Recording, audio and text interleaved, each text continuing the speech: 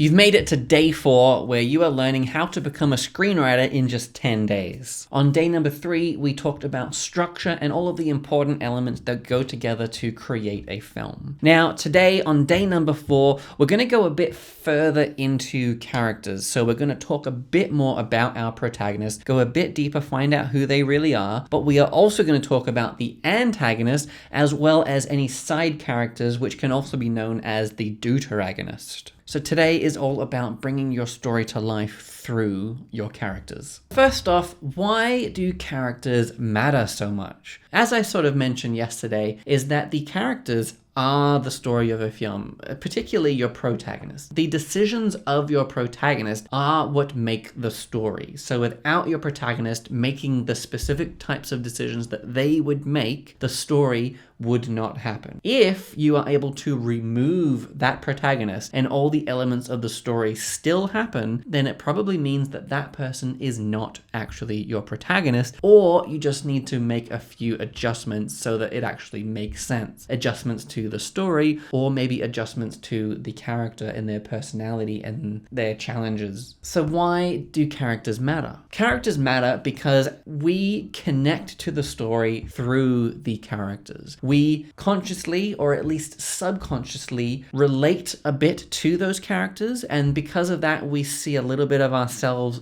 in them, which means that all of the trials and tribulations that this character is going through, in a small way, they are going through these on behalf of us. We watch this character going through these challenges, and it helps us learn a bit more about how we would handle that situation. That is why it is so important for characters to have something about them that is relatable. So even if it's a sci-fi or a fantasy or whatever else it might be, as long as your character has at least one detail that is relatable in some way, then that is what is going to draw us to them. That is what is going to make us see ourselves in them and be invested in this character throughout the whole film. Which is also why if the character feels flat, then the entire story will feel flat. If the character feels alive and if they are relatable, then the audience is going to follow them anywhere. Let's talk a bit more about the protagonist. So the protagonist, as I mentioned, is central to the entire story. This protagonist has clear goals. They also have flaws and weaknesses. Even someone as,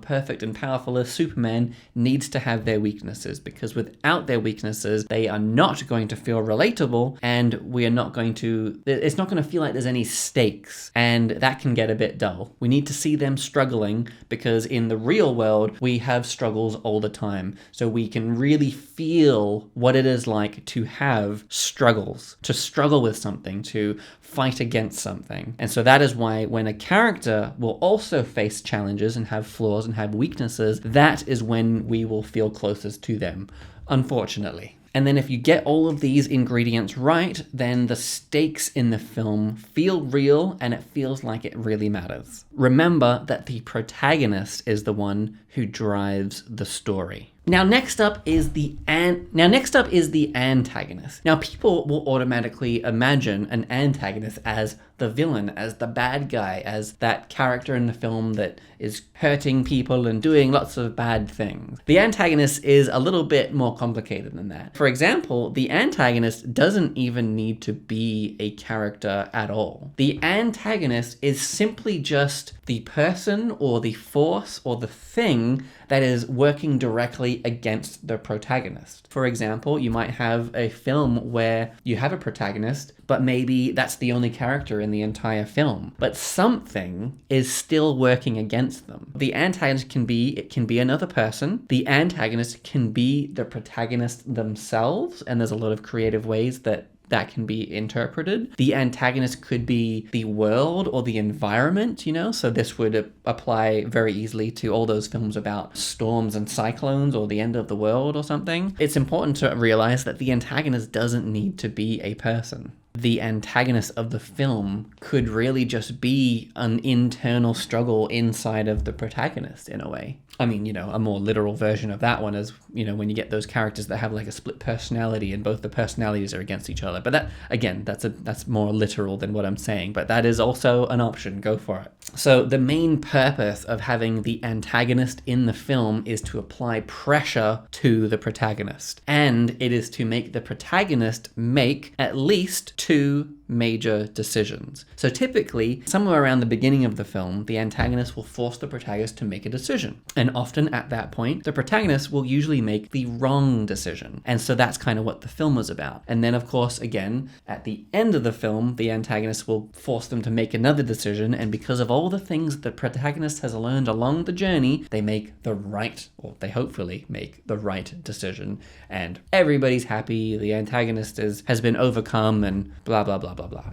So then the next one we're going to talk about are the supporting roles. And a word for this, as I mentioned, is the deuteragonist. I hope I'm saying that right. I've never actually heard someone say it out loud, except me, I guess. The supporting characters shouldn't really just be, just random other people. They are supporting the story. So they will have their own goals and their own flaws and their own weaknesses, their own ambitions in life, their own personalities and tics and habits and traits and obsessions and addictions and all the other words you can think of. What these side characters do is they help provide contrast to those main characters, to the protagonist and also the antagonist. If you have side characters, you can have a side character for the antagonist, who maybe the antagonist is a person who is really mean and intelligent and smart and everything. So then they would have the classic sidekick. And in that case, the sidekick would be a bit dumb and dopey and kind of lovable. Because the antagonist has such a close relationship with that other side character, it kind of rubs off on them a little bit, and therefore it makes us kind of like them both a bit more. And alternatively for the protagonist as well. So maybe the protagonist of your story is like a shy shut-in that has no confidence or something like that. And so then you introduce some kind of side character who has lots of energy, has all the confidence in the world, is kind of one of the driving factors in influencing the protagonist to get out of their comfort zone and out into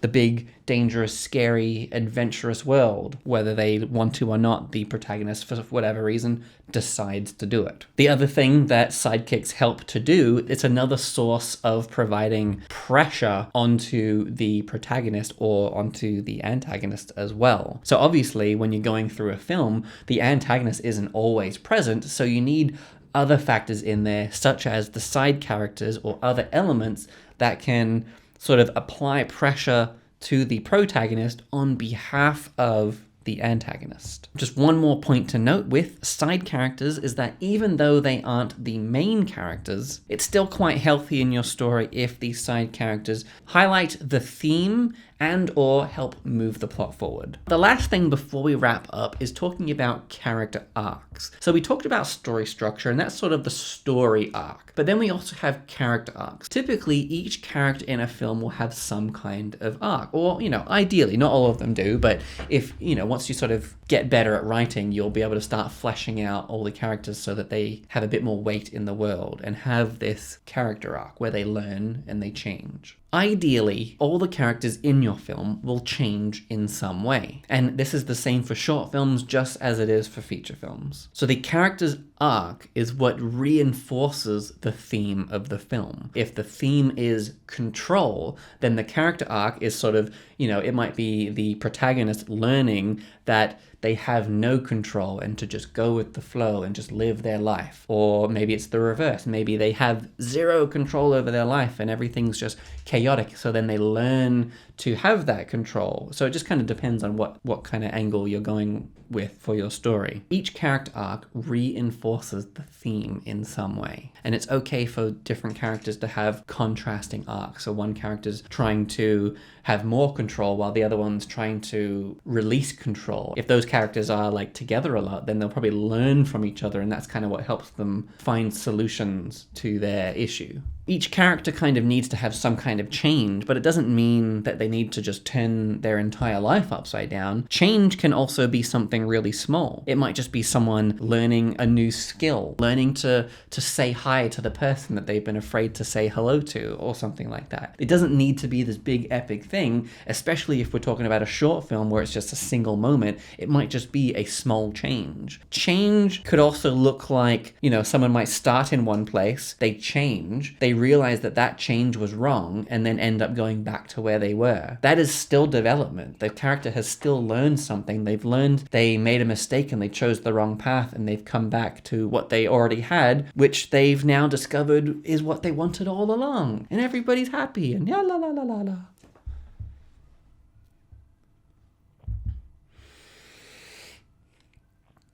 Just the most important note is to show how the protagonist has changed from the beginning versus the end of the film. Is it like Woody in the first Toy Story, where he kind of starts out a bit selfish and all about himself being the favorite toy, and then learns to work together and share the light with Buzz Lightyear, who he then becomes best friends with. That's it. To wrap up today, we'll just do a bit of a summary of what we've done today, as well as highlight some of the homework that you guys are going to work on before we get to the next step. Today, you're going to be focusing on building a strong protagonist. And hopefully you've already worked on your protagonist a bit, in which case it hopefully shouldn't take too much more work to figure out the rest of who they are. Then design effective opposition. So that's the antagonist. So an important thing to note with the antagonist is uniquely adept at attacking the protagonist's greatest weakness. That is why we often see so many antagonists or, villains in films that are like close relations or something to the protagonist, or that, they're like a family member, or they're like an old mentor or something like that. Finding some kind of antagonist that is uniquely adept at attacking the protagonist's greatest weakness. And if that still sounds a bit confusing, then one thing you can do is just go and just watch a few movies, watch a few episodes of a show even, and just see if you can just look at the antagonist, see if you can identify how the antagonist is uniquely adept at attacking the protagonist's greatest weakness. So what unique connection does the antagonist have to the protagonist specifically? Why are they targeting that one person? Why are they able to target that one person? Then you're going to be working on your side characters, if you have any side characters. If your story has more than 2 characters in it,